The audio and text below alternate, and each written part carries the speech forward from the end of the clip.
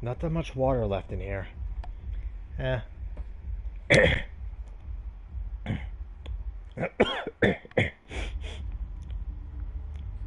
I apologize for the sniffling and coughing. It is really humid in this area. In accordance with the Children's Online Privacy Protection Act, this channel is not to be viewed by children under the age of 13. Viewer discretion is advised. Hey everybody, Dragon King Mark here, and welcome back to Let's Play Part 60 of Let's Play Shadowrun Hong Kong. Last we left off, we successfully defeated Kuan Ya, the Queen with 1,000 teeth, and we managed to successfully get her to leave. She wanted to take Raymond and her, well, servants, quote unquote, but thanks to Crafty's research and our own little investigations, not to mention Raymond, we were able to convince her to get out. Otherwise, we would open the floodgates and basically get the other Yama Kings after her. We would probably have died, but so would Kuan Ya, because Yama Kings don't like to be cut out of a deal. And now we're back in Heoi. It looks like the refugee crisis is going to be a bit tricky to get through. But first, let's go talk with everyone else. Basic emergency response supplies, the low-end variety used in international affairs. I have no idea what that said. We gotta report back to Kylie Chang, but first, a Tridio monitor displays a live feed from the network's newsroom. It's a standard split-screen talking heads back and forth between a perky newscaster and a stately woman of indeterminate old age. The animated label under the older woman reads, Executive Council Member Josephine Tsang. And if you're just joining us, we are talking live with Councilwoman Tsang from her office in Prosperity Tower. Councilwoman, again, thank you for being here to help us make sense of the conflicting reports that we're getting out of the Kulon walled city. The elderly woman nods with queenly composure. Thank you, Sonny. I only wish that we were speaking in happier times. Of course, madam. This is indeed a stressful day for the citizens of the walled city, but who knows? The newscaster brightens, flashing the best smile money can buy. For one of them, it might be their lucky day. Stay tuned, because we're going to cut away shortly to this week's Gigaball drawing, where some lucky winner could walk away with almost 1 trillion yen. Newscaster returns her focus to her guest, a look of practiced concern back on her face. Now, madam, you were saying that this sort of situation is inevitable when masses of underprivileged children are raised in a world without hope? Exactly, Sonny. Josephine Tsang leans forward towards the camera. Without hope, these children are left to create their own opportunities the only way that they know how, by turning to crime. They're often brought up in single-parent households without strong guidance to put them on the right path. They are surrounded by thugs and criminals eager to put them to work in all manner of unsavory activities. And it's events such as this one that call all our attention to the plight of these poor children. That is why today, I call on my Executive Council colleagues to join with me in supporting a new project, Operation Hope. Under the auspices of this program, we will pull these children out of poverty and place them in loving, stable homes where their parents are rehabilitated, re-educated, and reinvigorated with a new sense of purpose. That sounds like a tremendous... It is, Sonny. And it will cost billions in the end to support such a mammoth effort.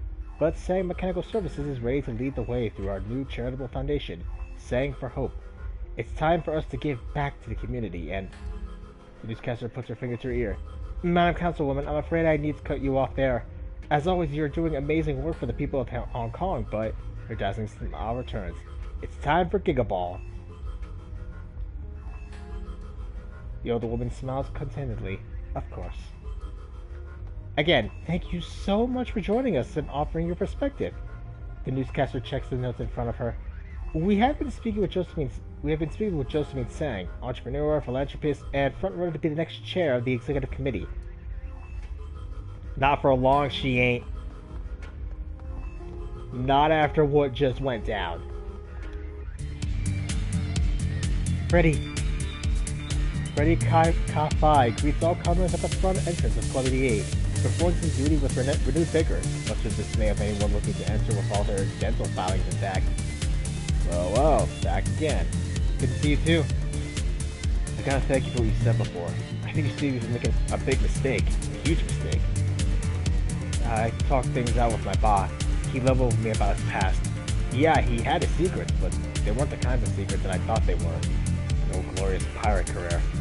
In fact, he told me some of the things about that crew I was looking to join. It would make you turn white. Doesn't matter now. My ba and me are good. We've come to understand each other. And get this, we're gonna build a boat together. He's gonna teach me everything he knows. And when we're done, we're gonna go take that boat out together. Just two sailors out on the water. If I still want to go to sea, he's gonna help me study for an able-bodied seaman certificate. If I get it, he's gonna reach out to some of his old mates who are still on boats. I'd start as a deckhand, but the more I think about it, I'd rather earn my way up by pulling a hawser than pull a trigger that's just handed to me. And hell, those tugs are on for a reason. Maybe one day I'll even make the house under King Cause wish I was on their deck. It's gonna be good. Because I listen to you. Glad I could help. This is why you gotta talk with everybody. At least now it looks like the family's gonna be sticking together. That's good. Callum remains in his usual spot, but it is not the usual Callum. His eyes are clear and there isn't a whiff of alcohol in his breath. The only spirits apparently raised are his own. You're alive. No more saying you weren't coming back. Came close. Look, I need to apologize. You were right. I'm not sure what had come over me, over all of us. I wasn't thinking straight. I had a long talk with my ma. She told me the truth about what happens at Baihu. It's horrifying.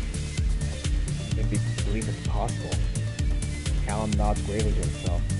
My ma isn't perfect, and I guess she's really willing to live by her principles. I can respect that. I've cut off all ties with Mr. Tai. I don't know what he had planned for me. Whether he was going to kill me or make me his heir, it doesn't matter. You gotta stand with what you got to stand for what's right in this world. But you've got nothing. That's what COPPA do. I think Ma and I understand each other better now. It's made us stronger. I owe it to you. If we hadn't talked things through though, I would have run off blindly to join that man. No matter the outcome for me, would have killed my Ma. But she also knows that I've got the same ambition she had. I've got the same fire. I can't spend my life in a bar. I've got to do something. So thank you. Thank you for that. And everything else you've done for Heoi. Time to turn this good will into good. You're very welcome, Callum. Nah. Henry appears relaxed in his usual spot, stepped back from the ash of the club. Dark cloud hanging over him and all of Heoi is dissipated, and he looks like a different man entirely. He even smiles. It's good to see you again, Brad. Good to see you too, Henry. Glad you're still here. I'm glad we all are. It seems for a time that something was working to pull us all apart, my family included. I hardly realized it was happening. I wasn't the only one tempted to chase some foolish notion. Both of my boys were also struggling. I think how close we came from leaving our mind here alone. It breaks my heart. You have to give the thanks for keeping us together. Can't thank you enough. You've done my family a great service. Happy for you, Henry. I know you travel difficult roads in your line of work, but whenever those roads lead you back here, hope you will call on us. Will do. Now time for Ermine. The darkness infecting the people of Heoi has finally cleared, and the spirits are again bright. Nowhere is that more evident than with Ermine COPPA. It is good to see you alive and well, Sangshan. Do we have you to thank for our good fortune? Not gonna lie, I shut the door in Hell's face. I'm sure we'll never know what you did inside the walled city, but I do know what you did for this family. When the world was trying to tear this family apart, you helped us hold strong. I have my Henry, happier than I've seen him in years, and I have my sweet boys. How's Henry? Henry and I have always had our rough patches. His heart will always belong to the sea, and I think it was slowly breaking breaking every year I kept him on the land. And now we found a way for him to follow that pasture without leaving us all behind. He's going to build a boat with Freddy. Well, I'm currently eating right now, but alright. He's going to build a boat with Freddy and teach him everything he knows. But I made him promise to also take Callum and me out with them, once they're ready. Yeah, I got sick.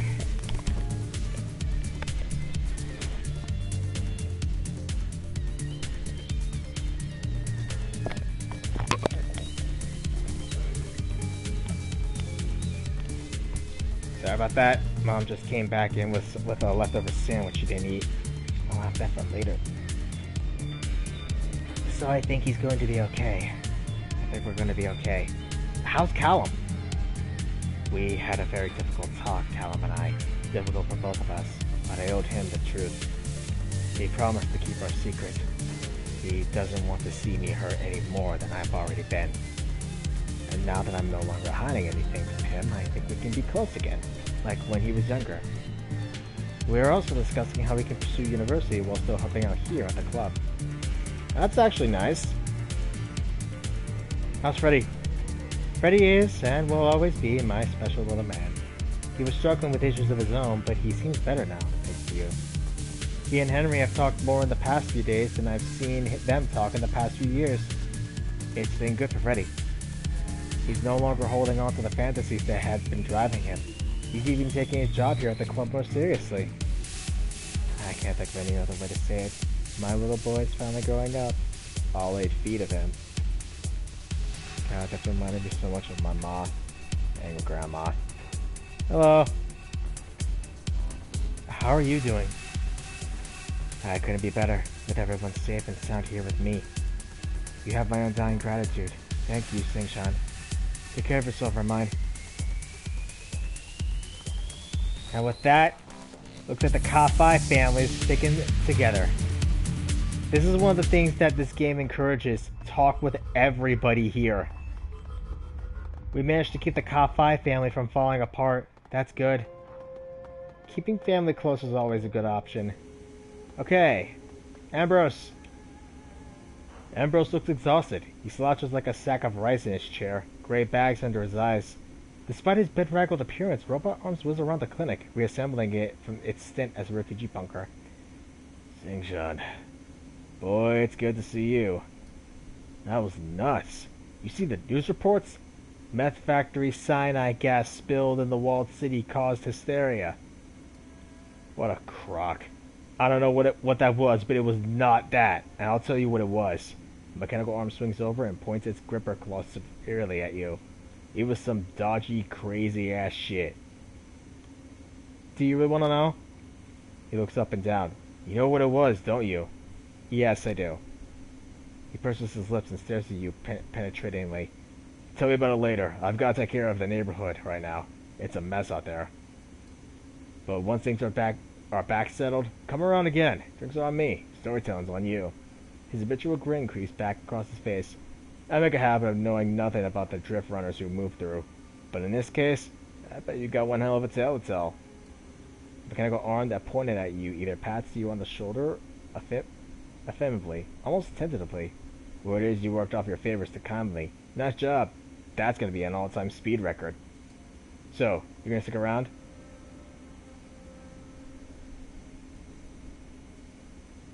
Hong Kong's got under my skin. I think I'm staying for a while.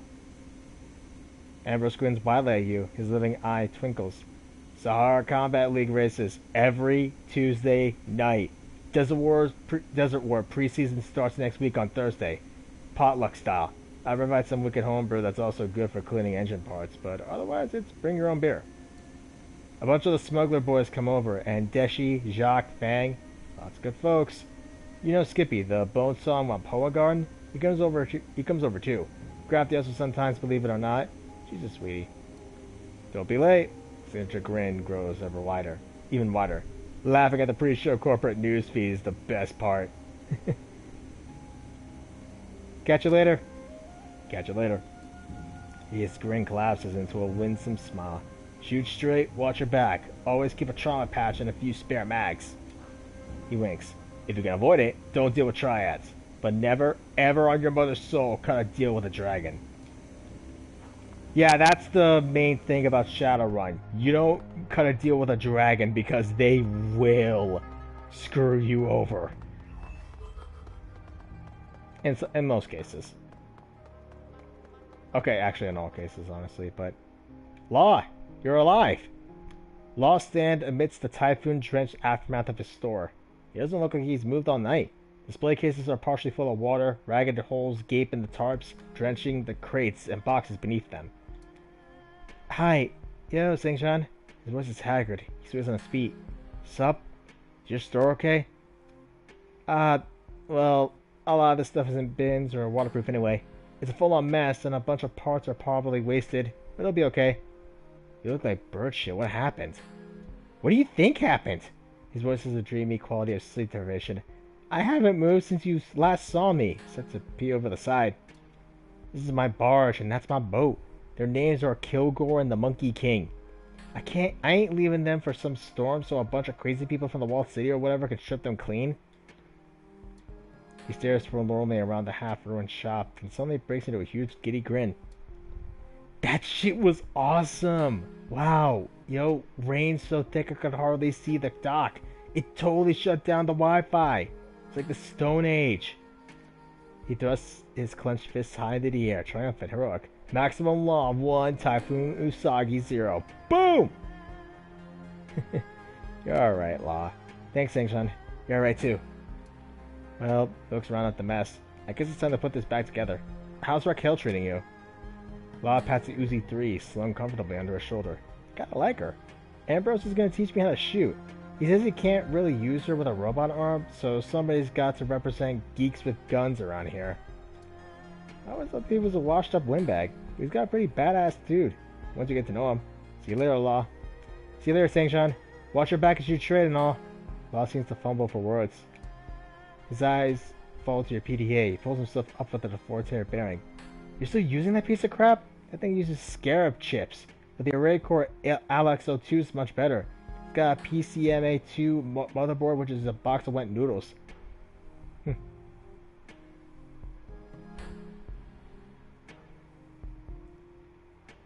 See you, same old Maximum Law. See you around, friend. Hey, I'm not done telling you. Law's shrill voice slowly blends into the sounds of the docks, the patter of rain falling on the tarpaulins, the sizzle of cooking, the creak of old wood, and the rapid music of metahuman voices. Beneath it all, the eternal roar and mesmerizing electric hum of Hong Kong.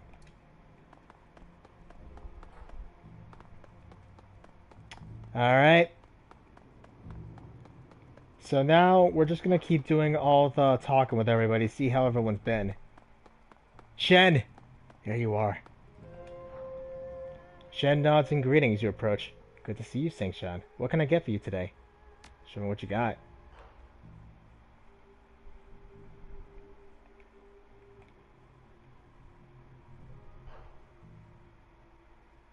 We can't afford these, but we don't have close combat. We do have enough for this, though.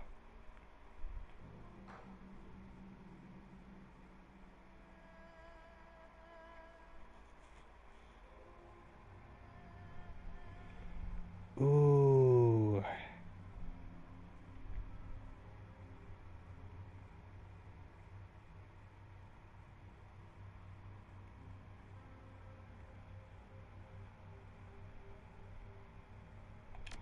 Let's grab... I wish we could grab Martial Defense to 2, but we don't have it.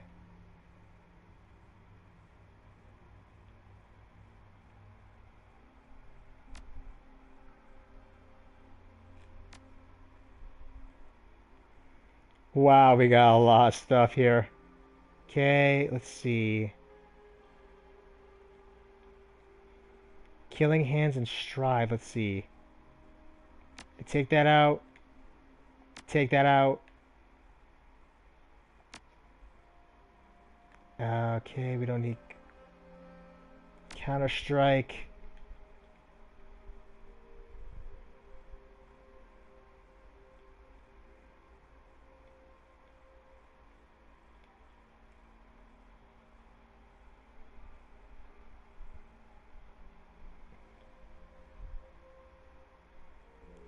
Quick strike, maybe?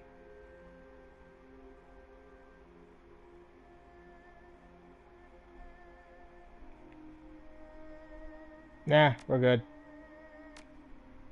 Let's actually sell Stride, Killing Hands.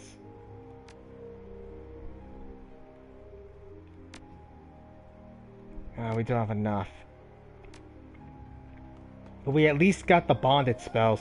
They're basically the combination spells of the game of these games. Like you can actually take out Killing Hands and Stride, and the bonded spell acts as like two spells in one. Oh right, we gotta go talk to Crafty. Guess see what she's doing. We'll go ahead and talk with our crew later.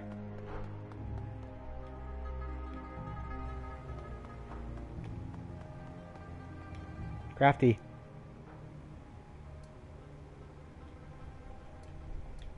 Okay. We got nothing to talk with her about. I think she's glitched. Yeah, she's glitched. The thing is, normally you would talk with her, you talk to her and you'd basically learn a bit more about what's going on, but like learn a bit more about her group. Guys, you should practice your ghost saying, Sean. Then someday we can all play together. Take care, yo coots. Loud nods. We'll be seeing you soon. Are you kidding me? I think some of the game got glitched. There's supposed to be more dialogue after this. Matthew? Liable Matthew stands in the middle of his drone barge. The downpour has scoured the barge, but otherwise everything appears surprisingly intact. Most of his drones are still present, and even his balloons still float. Sluggishly. As always, he's grinning, languid and frayed around the edges, like a primped Debonte sweating out a quart of alcohol from the night before.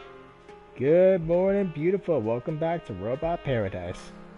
How did your balloon survive a typhoon? He holds a single index finger up in the air empathically. Science! Picking up a loose washer off the deck, he flicks it at a balloon. It bounces off the balloon with a low thunk. The balloon hardly moves. Referral of aerogel. Love those lighter than air solids. He winks. Your drums seem to be mostly here. He shrugs. I'm a lucky sort of guy, what can I say? Guess people were just trying to take care of themselves, not taking other man's stuff. Have any thoughts about what happened? He shakes his head empathically several times. Something happened? Oh, it was just a wild night. Real wild night. What a time. He looks around intensely, looks up at the walled city for a moment, then shudders visibly and turns away. Good times. Later, Matthew. He gives you the shooter's sign. Here's looking at you, Sangshan. Come around anytime. Oh, yeah. One thing, Sangshan. I decided to branch out. Tell Ambrose I'm not just gonna be one person anymore. I'm gonna be a lot of people. He dressed his chest up profoundly. All sorts of good folks. That... I got a bad feeling about this. Maybe it'll be good? The commotion from the streets of Heoi bleeds into Conley Chang's mahjong parlor. Triad soldiers bustle to keep up with their boss's orders. Couriers come in regularly, whispering to her lieutenant before listening intently and running off again.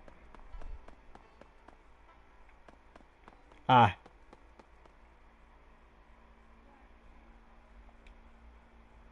Conley Chang. As you enter, Conley Chang is given instructions to Strangler Bao, who nods enthusiastically. She looks over at you and holds up a hand. Wait. And send Wong and Ho to snatch some of those medical supplies from the relief trucks. With all the excitement, nobody's watching them at all. She nods to herself, grimacing in satisfaction. There'll be a big black market for them over the next few weeks. Good thinking, Miss Chang. Bao lifts a finger to his ear to transmit the orders. When he sees you waiting, he inclines his head a quarter of an inch. Saint-Jean, I figured you were dead. Last I heard, my soldiers had found you and everyone was heading into the walled city. Then things got out of control. She takes a pull from her thin black cigar. Where are my people? What the hell happened? We got separated in the walled city. Found out later they were killed. Her eyes are hard little black buns. Is that how you treat my resources? Please accept my apologies, Miss Chang. She takes another drag off of her cigar, exhales the smoke through her nose. So you do have something to apologize for. I was just trying to be respectful of your loss. She tapped her ash on the floor. Well, they knew the risks. They had a shot at moving up and they missed. Forget them. I've got bigger problems, like customers and tenants streaming out of the walled city, screaming for their lives. Like the HKPF and those Sank security shitheels swarming the place. She drops the stub of her cigar in an ashtray. Now, tell me what happened in the walled city, or do I have to get an acetylene torch and ask nicely? Raymond Black accidentally summoned the demon god. We had to put her down. Kindly Chang's eyes get big at that. What kind? A Yama King, Kuan Ya, the queen with 1,000 teeth. Never heard of her. She picks up her bottle of foul spirits and studies the label. Her rusty, mean voice drops low. But I know the Yama Kings. My grandmother used to scare me with stories about them. I guess that she thought that she was teaching me something like scaring the shit out of me. She chuckles softly. I remember one Yama King, Fu Mong, the serpent of the setting sun. Oh yes. Fu Mong promised wealth and influence for those willing to do what was necessary to take it. Her voice turns wistful. The story of Fu Mong spoke to me. All he asked for in return was 44 hearts pulled from the chests of those closest to you, while they were still alive. Hearts from random victims wouldn't do, so those who took Fu Mong's bargain would befriend others before taking their hearts, turning their entire network into a list of victims. Yes, Fu Mong spoke to me, but I didn't listen. Strangler Bao leans in, his finger to his ear. My apologies, Miss Chang, but one of the men you sent with the runners into the walled city is still alive. He stumbled onto Wong and Ho as they were pulling medical supplies off a lorry. Chang turns to you with an edge in her voice. At least one came back alive. Strangler Bao lowers his head, listens to his earpiece again. Our man says that Wong Lon Fat is dead. He got shot up by the HKPF inside the walled city. Bao lifts his head and makes eye contact with the Triad boss. He's almost salivating with avarice. Our man saw it with his own eyes, Miss Chang. Is that good news? It is delicious, my darling. Wong Lun Fat was my superior with the Yellow Lotus, a 438. Canly Chang's black button eyes sparkled with satisfaction born of malice. He was also a pig. Tell our friend Sangshan what that means, Mr. Bao. A wolfish smile spreads across her face and her eyes squeeze into crescent moons of pleasure. And say it slow so I can savor it. The death of Wong Lun Fat has opened a spot for you to move up, madam. You could be the next 438. Bao smiles. The effect is chilling. The gods help those who seize opportunities. Mr. Bao, put every man we have on this. Spread the word. County Chang says all deaths to the Yellow Lotus are suspended for citizens of the walled city until order is restored, and no interest will compound either. Tell them I have medical supplies too, and there will be no charge for them until the crisis is over. And after the crisis is over? When the laws of supply and demand take over, my darling, once I convince the relief forces that order has been restored to the walled city, they'll pull out. Thankful to be away from there. Within a week, the public will forget about the refugees, and the government will be pleased that their budget is no longer being drained by the poor. Medical supplies will dry up overnight, and prices will soar. I may not have bought Josephine Sang down, but I've got my career going again. She grabs her bottle and unscrews the cap with her thumb. Your career too, Mr. Bao. You'll be my new straw sandal. Good partners support one another. Bao lowers his head in respect. You have proven that, Miss Chang. This calls for a drink. The soon-to-be 439 pours 2 shots and the stink of kerosene stabs your nose like a switchblade. She hands a glass to Bao, touches it with her own, and holds it there. Your loyalty and clear-headedness have proved immensely valuable, Mr. Bao. You are an effective ally, and I wish you great wealth and good fortune. They downed the foul substance in one gulp. Looks like you two are moving up in the world. Yes, and it appears your fortune is changing too, Sangshan. She pours herself another drink and leaves it sitting on the table. Remember, you have a mysterious benefactor, one who lifted the APB on you. I like mysterious benefactors. I assure you do, especially when they prevent police snipers from inserting a tunnel into your skull. It must be somebody powerful. I can't imagine it was Josephine Sang after all. What would her motivation be? It's got to be someone else. One of Josephine's enemies on the executive council? I'll tap my network, find out what I can. She pulls out another thin black cigar. But that's for later. I'm missing an entire piece of your story, my darling. What happened at Prosperity Tower? Did you rescue Raymond Black? Did his mother wipe his memory? We got him. Stopped his mother from wiping his memory. Impressive. You have become quite a Shadowrunner, Sangshan. She lights a cigar, a gleam of hunger in her shiny black eyes. While you were in Prosperity Tower, did you find any incriminating data on Josephine Sang? Dirt? Anything I can use?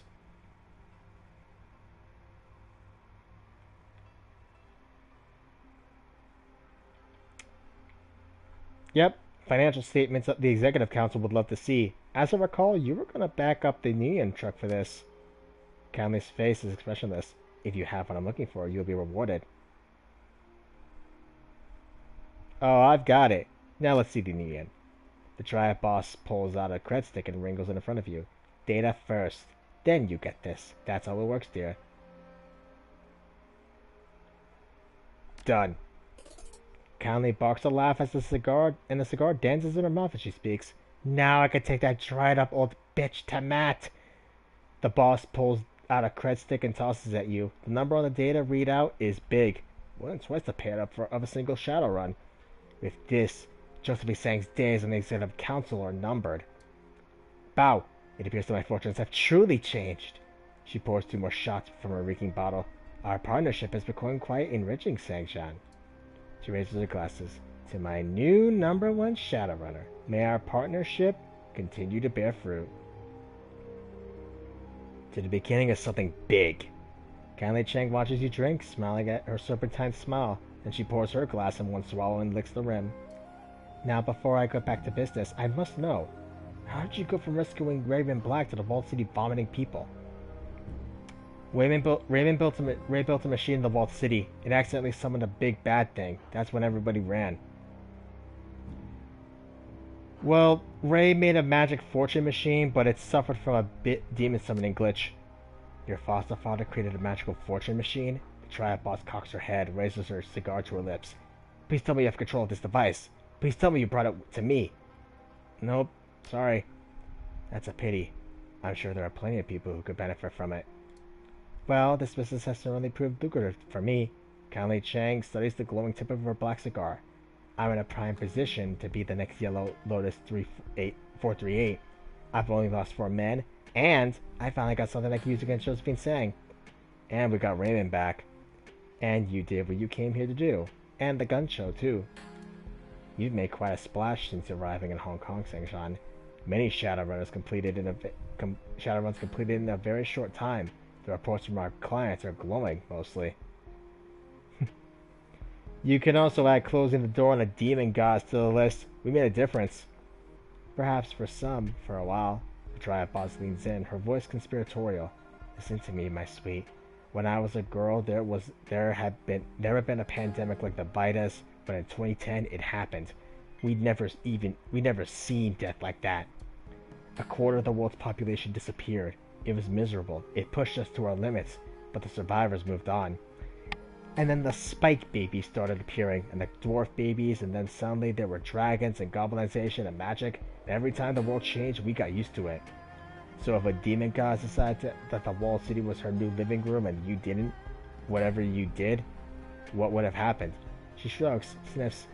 Perhaps the news would cover it until the next sensation pulled their attention away, but after a while, it would be drowned out by all the other crap competing for our attention.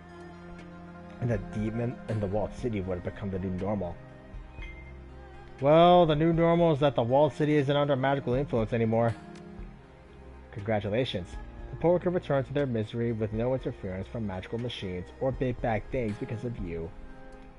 Now, let me give you a piece of advice for the future, my sweet. Something Mr. Chang used to tell me. Respect ghosts and gods, but keep away from them. It sounds like you almost lost your ass in the walled city. I think you best listen to that. I'll keep that in mind.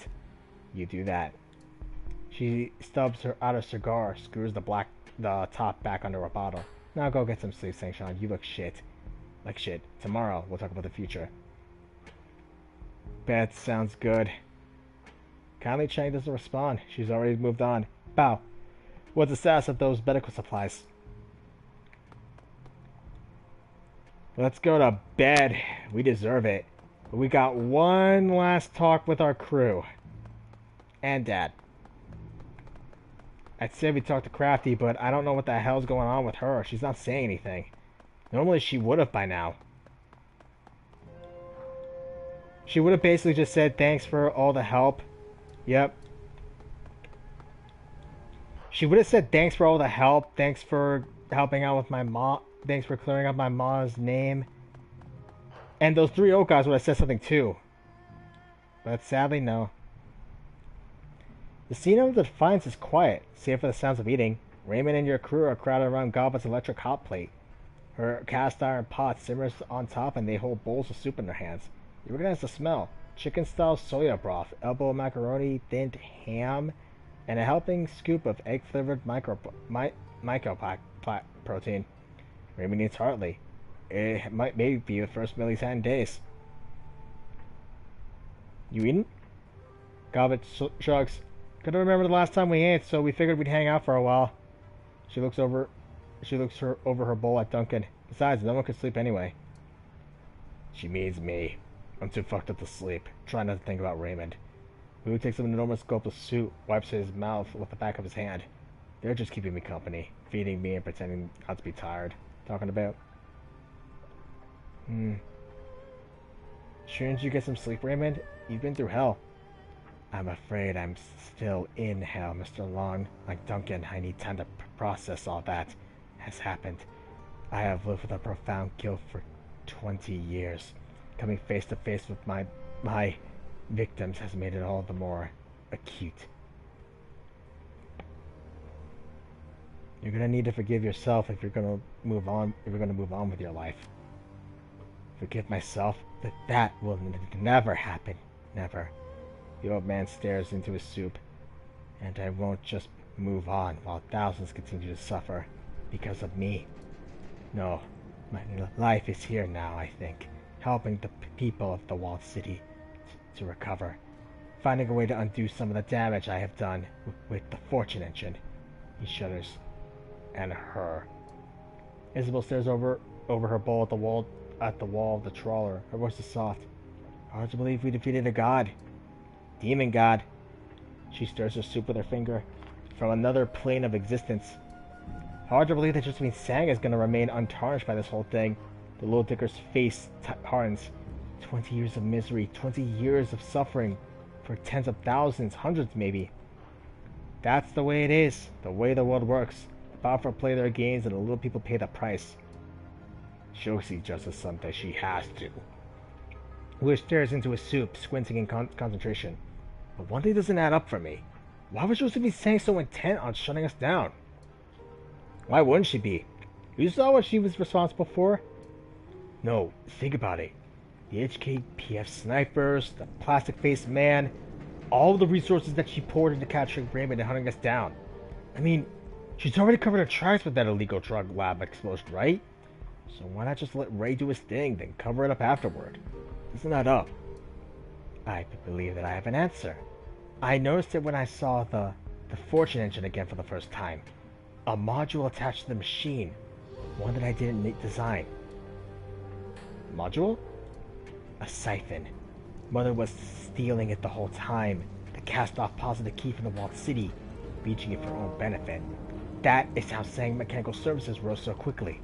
From the minor company my father built to the powerful corporation it is today. It's how she got herself onto the Executive Council in Hong Kong. She was creating her own luck. Not creating, stealing. The hint of a smile crosses Raymond's weathered face. It will be interesting to see what will happen to her company now that the fortune engine is shut down. Maybe we'll consider some 4-leaf clovers. She might need them. Goblet finishes her soup, lets out a little belch, and pats her stomach, satisfied. She tosses the bowl in the corner with her malice and folly. So what now? Maybe watch a trade? Anything on? There's always something on, but I say we bag it and get some sleep. Especially you, Shen. I mean, see, you look like shit. So I've heard. Catch up with Gaichu, catch up with Ractor, catch up with Duncan, catch up with Gobbet, catch up with Isabel. You know, I think I'll call it here for today, honestly. We did pretty dang well. Honestly, like, we did well. We basically just talked with everybody. Everyone's doing alright. Now we just gotta do one last round of catching up to do with the gang, and we'll call it here for today. Call it here for this session. I'll save that for possibly next time, though. I'm Dragon King Mark, and next time on Let's Play Shadowrun Hong Kong, we're gonna go ahead and do one last catch-up. Then hopefully get some sleep. If you guys like what you all saw, leave a comment down below, hit the like button, hit the subscribe button, and the bell icon to stay notified, and I'll see all of you next time. Laters.